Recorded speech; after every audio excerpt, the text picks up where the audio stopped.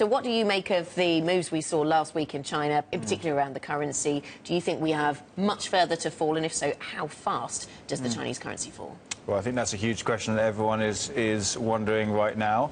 I think gradual depreciation throughout the next few quarters, it has to be the consensus view. Certainly, I think non-deliverable forwards are pricing in a 6% decline until the end of the year, something in that kind of range. I share the view of your correspondent that this gap between offshore and onshore just makes people nervous, and they need to close it, one way or another. Of course, they can buy the offshore and close it that way as well. But I think people are reflecting on the devaluation of the yuan in the early 90s. That many people look back and say created the seeds for the Asian financial crisis in the late 90s, in 97, 98. China is such a big beast that when it does reduce its currency like that, it does make people nervous about the prospects for other emerging markets. I mean, this is quite an exponential move that we've got in terms of the overnight rate, the interbank rate, and this is currency intervention and manipulation of the market at its best.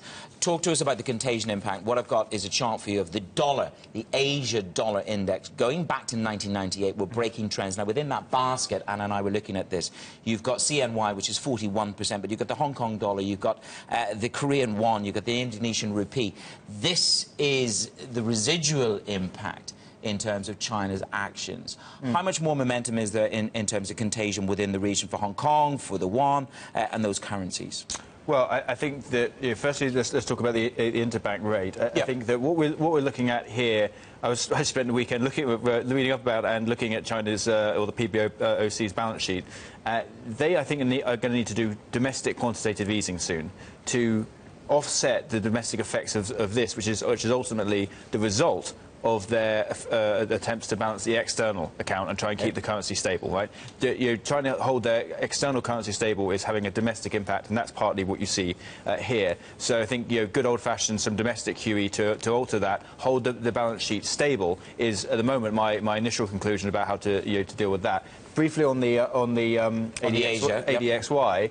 On your Bloomberg terminal, I think you have absolutely. You have question marks over, I think, the sustainable growth rate of this region if China is slowing down into under 5%, as some people think.